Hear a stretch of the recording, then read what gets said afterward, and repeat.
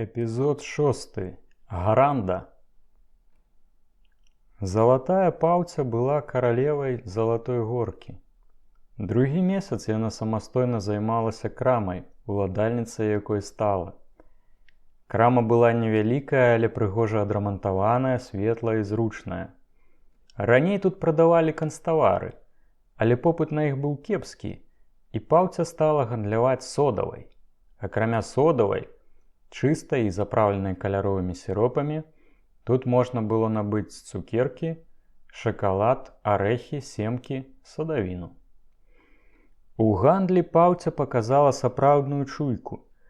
Яна ўмела так салодка прадаваць свой салодкі тавар, што збірала вакол крамы ўсё большую кліентуру. Абсалютна нечакана выявілася, што крама ўжо ў першы месяц пакрыла ўсе выдаткі, ды яшчэ і прынесла прыбытак. Невялікі, але беручы пад увагу тое, што гандаль толькі пачаўся, і сур'ёзная сума пайшла на рамонт, абсталяванне і закупку тавару, можна было дапусціць, што справа пойдзе дасканала. Жыццё Аліка Барана з Паўлінкаю пайшло інакш. Паўця заўжды была з ім ветлівая, добрая, далікатная. Яна напраўду старалася адгадаць ягоныя жаданні. Клапацілася пра тое, каб у яго заўжды была чыстая бялізна і ахайнае адзенне. Паўлінка нават боты яму пачала чысціць, бо заўважыла, што каханак любіць, каб боты заўжды прыгожа блішчэлі. Але Алік не дазваляў ёй гэтага рабіць. Калі Баран вяртаўся з горада, паўця заўжды пяшчотна вітала яго, абдамала, цалавала, пытала, ці не стаміўся, рыхтавала ваду для ўмывання, гатувала ежу, дбаючы пра тое, каб каханак меў тое, што любіць. Алік Баран не пазнаваў ёй колішняй Паўлінкі. Гэта была абсалютна іншая жанчына, не падобная да той, якую ён ведаў да іх расставання. Цяперашняя паўця стала для Барана здзяйсненнем яго старой мары. Але, нягледзячы на ўсё гэта, з Алікавай душы не знік недавер да яе. Часам неўпрыкмет ён назіраў за ёю і разважаў: ці ты напраўду такая, ці толькі вочы мне замазваеш. Нават у матэрыяльных справах паўка стала вельмі далікатнай, да той ступені, што ніколі ўжо сама не прасіла грошай на пакупкі і хатнія выдаткі. У Аліка мінула паласа няўдач, цягам якой ён нават залез у пазыкі. Цяпер работы самі ішлі ў рукі, і ён выконваў іх лёгка і ўпэўнена. Неўзабаве ён сплаціў пазыкі і займеў добры запас гатоўкі. Неяк увечары Паўлінка пачала лашчыцца да яго, а пасля сказала: «Ведаеш што, мой каханы, мы цяпер шмат зарабляем, грошай на ўсё хапае і яшчэ застаецца. Купляй золата. Невядома, што там будзе далей, можа, змены якія, а залатыя грошы заўжды сваю цану маюць». «20 я ўжо маю», — сказаў Баран і паказаў Паўлінцы залатыя манеты. «Ты толькі добра хавай, каб не згубіліся». «Не бойся», — адказаў Алік, — «я ж не фраер». Паўлінцы гэта не вельмі спадабалася. Яна хацела б ведаць, дзе каханак хавае грошы, але распытваць пабойвалася, каб ён не запасочыў яе ў карыслівасці. Аднойчы да Аліка завітаў у госці Федзя Гусар. Гэта быў брат славутага ў цэнтральнай Расіі бандыта, пра якога хадзілі легенды. Пасля рэвалюцыі Гусар пайшоў братавай сцежкай. Той стаў бандытам у выніку спрэчкі з кіраўніцтвам і жадання адпомсціць. Гэты застаўся ў галечы пасля рэвалюцыі, а паколькі быў вельмі смелы і спрытны, стаў акулай і наводзіў жах на паліцыю некалькіх ваяводстваў. Урэшце, у асаблівай небяспецы Федзя даў драпака ў Вільню і тут знайшоў некалькіх сваіх маскоўскіх калег. Праз іх ён адразу ж пазнаёміўся з рэштай зладзейскай арыстакратыі Менска. Баран і Гусар доўга раіліся над здаўна запланаванай работай, за якую Федзя Гусар узяўся ж адразу пасля прыезду ў Мінск. Гэта была гранда, або, як выражаўся Федзя, стопка. Гэта значыць разбойны напад. Баран, як кваліфікаваны стары злодзей, вельмі неахвотна ішоў на гранду. Наогул, злодзеі-спецыялісты не любяць такога кшталту спраў. Маўляў, нічога складанага тут няма, фраерам руляй пад насы тыкаць і форсу трэсці. Гэта любы хамыла зможа. Ты яму пыл у вочы пусці і так нагрэй, каб ён сам нічога не заўважыў. У гэтай непрыхільнасці прафесійных злодзеяў да разбойных нападаў вялікую ролю грае звычайны разлік. Калі трапіцца на крадзяжы, прысуд не будзе занадта вялікім, а вось засыпаешся на грандзе, і пакаранне можа быць вельмі суровае. Удзел прафесійных злодзеяў у разбойных нападах мінімальны. Большасць з іх у нармальныя часы наогул такога віду работы не прызнае. Пераважна гэта сфера дзейнасці людзей, выпадкова збітых з панталыку, якія пачынаюць напады ў роспачы, а працягваюць, не маючы дарогі назад, калі іх выкрываюць. І так і ідуць гэтай сцежкай.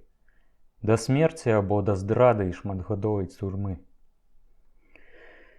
Напад планавалі зрабіць на кватэру багатага ўладальніка фабрыкі малочных прадуктаў і некалькіх спецыялізаваных крамаў.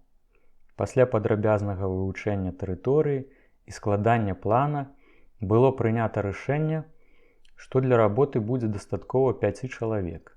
Паўдзельнічаць прапанавалі і Ясю. Гусар зморшыўся. Замалады. Але баран сказаў: «Я яго добра ведаю, супольнік. Не горшы за цябе або мяне будзе». Ясь ахвотна пагадзіўся. Канакрат Малыш і яго калега Рулет, якія мелі зброю, замыкалі 5. Для Яся Алік назаўтра набыў бельгійскі браўнінг. У яго самога быў наган. Ён не давяраў аўтаматычнай зброі.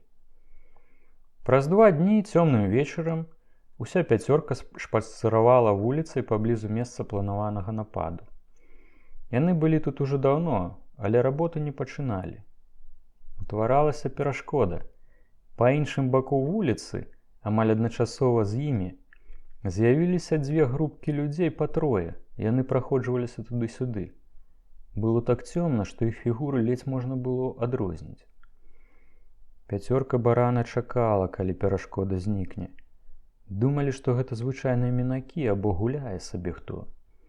Але тыя прайшліся да канца вуліцы, павярнулі і такім самым парадкам пайшлі назад. Гэта паўтарылася некалькі разоў. Федзя Гусар вылаяўся і вярнуўся да барана. «Што гэта за халера, можа псы? Пайду зірну». «Табе нельга», – запярэчыў баран. «Ты засвечаны. Паніч пойдзе». Ясь пакінуў Аліку свой пісталет і перайшоў на супрацьлеглы ходнік. Там паволі скіраваўся да людзей, што ішлі яму насустрач. Калі яны размінуліся, недаверліва, але пільна прыглядаючыся ў паўзроку, у першай тройцы Ясь пазнаў Ігната Кулікоўскага. «Паніч?» – гукнуў Ігнат. «Я». «А там хто?» – Ігнат паказаў рукой на супрацьлеглы ходнік. «Свае хлопцы, мангол, гусар і яшчэ 2. Вы што тут робіце? А вы што? Шпацыруем? Мы таксама». На гукі размовы Алік, баран і рэшта яго прыяцеляў перайшлі вуліцу. Сталі гурмой. Пасля кароткай размовы злодзеі зарыентаваліся, што прыйшлі 2 групамі на адзін напад. Для іх гэта было дзіўна і камічна.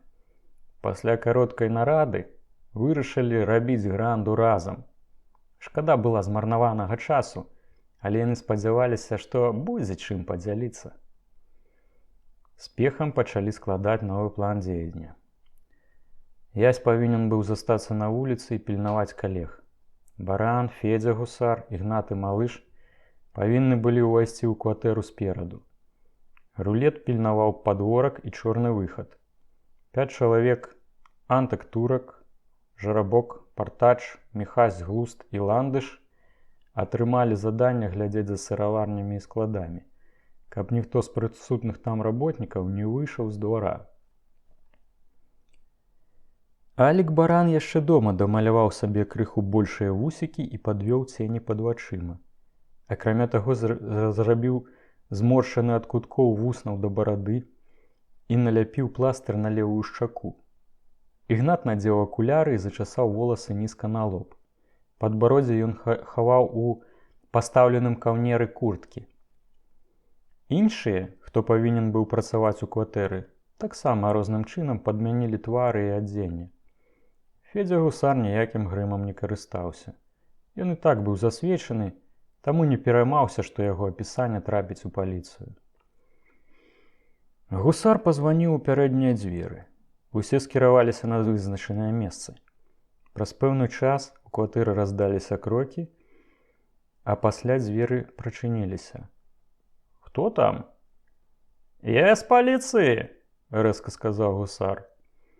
«Чаму у вас паркан ляжыць на ходніку? Гаспадар дома?» «Няма». «А гаспадыня?» «Гаспадыня ёсць». «Калі ласка, адчыніце дзверы. Трэба скласці пратакол». Бразнуў ланцуг, і дзверы адчыніліся. 4 бандзітаў увайшлі ў сярэдзіну. Баран замкнуў дзверы на ключ. Федзя Гусар, Ігнат і малыш ішлі за служанкай. Зброю ніхто не даставаў, хоць кожны і трымаў яе напагатове. Дасведчаныя бандыты ведаюць, што ад выгляду зброі з жанчынамі могуць здарыцца прыпадкі гістэрыкі, а гэта перашкаджае працаваць. Адразу ж сабралі ўсіх сямейнікаў у сталовым пакоі. Там было 7 чалавек, 2 дзяцей, 1 мужчына, 2 служанкі, гаспадыня і ейная дачка. Федзя Гусар сказаў прысутным: «Спакойна, калі ласка. Ні пра што не пытаць і не размаўляць. Вы, — звярнуўся ён да гаспадыні, — выдасце нам усе грошы і каштоўнасці. Раю нічога не хаваць, бо мы ўсё ведаем». Але выявілася, што гаспадыня мае толькі невялікую колькасць гатоўкі і крыху ўпрыгожванняў. Рэшта грошай і каштоўнасці знаходзіліся ў незгаральнай шафе ў кабінеце мужа. Дзе ключ ад шафы, гаспадыня не ведала. «Хутчэй за ўсё, у мужа з сабою». «Калі вернецца муж?» – спытаў яе гусар. «Павінен быць неўзабаве». «Пачакаем», – сказаў гусар. У сталовым пакоі пакінулі гаспадыню з дачкой. Рэшту сямейнікаў вывелі ў спальню з адным акном з боку двара. З імі на варце пакінулі Ігната і малыша. Алік, Баран і гусар з кухні з жанчынамі чакалі званка. Баран абкруціў нейкім шалем электралямпу, і пакой паглыбіўся ў паўмзрок. Тым часам Антык Турык, Жарабок, Партач, Міхаіл Глусты Ландыш са складоў і сыраварняў сабралі людзей. Іх было нечакана шмат, каля 20. Усіх сагналі ў сыраварню і загадалі працаваць далей. Старэна праверылі ўсе памяшканні і двары, каб ніхто не вышмыгнуў. Ясь, стоячы за нізкім парканам, назіраў за вуліцай. Яго заданне было дастаткова сур'ёзным, бо хтосьці з сямейнікаў мог незаўважна выслізнуць і выклікаць паліцыю. У гэтым выпадку, калі б з'явіліся паліцэйскія, Ясь павінен быў папярэдзіць калегаў 2 стрэламі з пісталета. Час цягнуўся. У пэўны момант з брамкі падворка выйшаў Баран і ціха свіснуў 2 разы. Ясь адгукнуўся. Баран падышоў да яго. «Спакойна?» «Так, доўга корпаецеся». «Чакаем гаспадара, у яго ад скрыні клавіша». Баран вярнуўся ў кватэру. Ясь застаўся на сваёй пазіцыі. Было ўжо позна, калі да папярэдніх дзвярэй падышоў нейкі мужчына і пазваніў. Пакуль той набліжаўся, Ясь размясціўся так, каб было лёгка перарэзаць яму дарогу, калі мужчына стане адступаць. Але гэта было не патрэбна. Дзверы адчыніліся, і ягамость увайшоў усярэдзіну. «Мае вітанні шаноўнаму пану», – замыкаючы дзверы, звярнуўся да гаспадара дома гусар. «Ох, і доўга мы пана чакалі». «А ў чым справа?» – прамовіў здзіўлены гаспадар. «Справа ў гатовачцы і дадатачках тых, што ў незгаральнай шафе», – адказаў гусар. «Мы б і самі ўзялі, але ключык пан фабрыкант забраў з сабою». «А па якім праве?» – ускіпеў фабрыкант.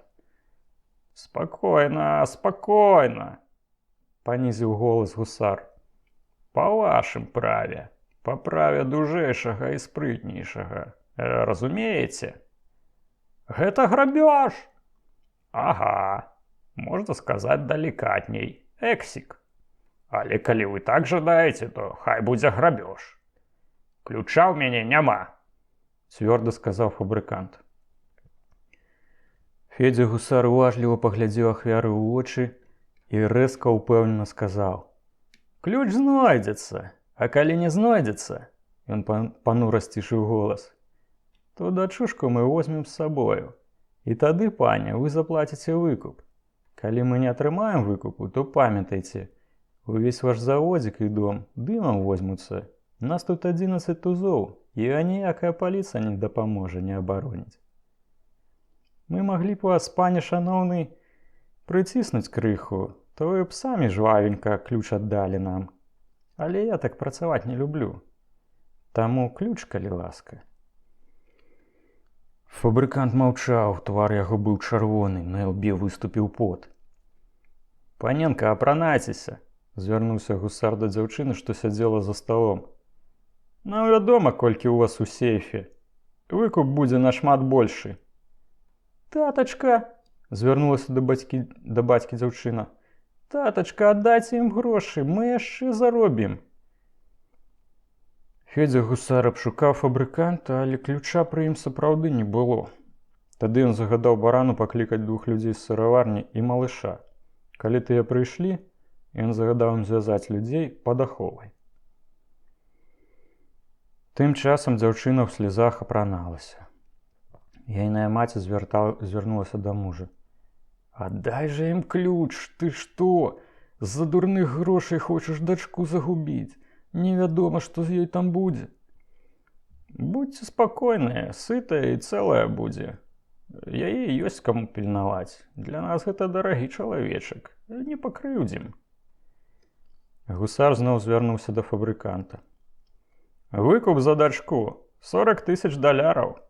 Праз 7 дзён штовечар хадзіце з гэтымі грашыма Захарыўскай вуліцай правым бокам у кірунку Залатой горкі да касцёла. Калі да вас падыдуць мае людзі, або я, і запытаюць, ёсць у вас 40 000, тады аддасце грошы. Тады мы дачку выпусцім. А цяпер дазвольце, панове, звязаць вас, каб заўчасна не псаваць паліцыі нерваў». Кавалкам вяроўкі гусар звязаў рукі фабрыканту і ягонай жонцы, пасля прывязаў канцы да фатыля. «Праз 10 хвілін, калі зможаце развязацца, пачынайце біць трывогу. Паненку ласкава прашу з намі. Пойдзем пад ручку. Да пабачэння, панове». «Чакайце», – сказаў фабрыкант. «Слухаю, шаноўнага пана», – адгукнуўся гусар, які ўжо збіраўся выходзіць. «У мяне ёсць ключ». «Цуд! Гэта пазбавіць клопату і нас, і вас. Ну і выдаткі будуць меншыя». «Латруга!» – не вытрымаў фабрыкант. «Не нервуйся, калега», – адказаў гусар. «Я ведаю, што ты не любіш канкурэнтаў». Гусар разрэзаў вяроўкі на руках фабрыканта. Пакінуў на варце ў сталовым пакоі малыша і разам з баранай скіраваўся за фабрыкантам у кабінет. Фабрыкант адкрыў кніжную шафу і са схову над верхняй паліцай дастаў ключ. «Папрашу вас адамкнуць сейф і адступіць», – загадаў яму гусар. «Я ведаю, што там зараджаны браўнінг». Калі дзверы сейфа былі адчыненыя, гусар пачаў даставаць з яго тоўстыя пачкі купюр і скрынкі з каштоўнасцямі. Ён нядбайна кідаў усё ў адкрытую валізку. Ачысціўшы сейф, усе вярнуліся ў сталовы пакой. Гусар выклаў з месціва валізкі на стол. «Трэба тут падзяліць», – сказаў ён барану. «Часу у нас поўна». Пачалі лічыць грошы і дзяліць іх на 11 частак. Жонка фабрыканта звярнулася да гусара. «Аддайце мне медальён, гэта памяць пра маці». «Калі ласка, зручальныя пярсцёнкі таксама можаце ўзяць». Ён працягнуў яе медальён і пярсцёнкі. Урэшце грошы, манеты і біжутэрыя з годнай калегіяльнай ацэнкай былі падзелены на 11 частак. Кожны атрымаў вялікую суму грошай у купюрах, далярах і золаце. Цёмнай ветранай ноччу Ясь і баран завулкамі прабіраліся на Залатую горку.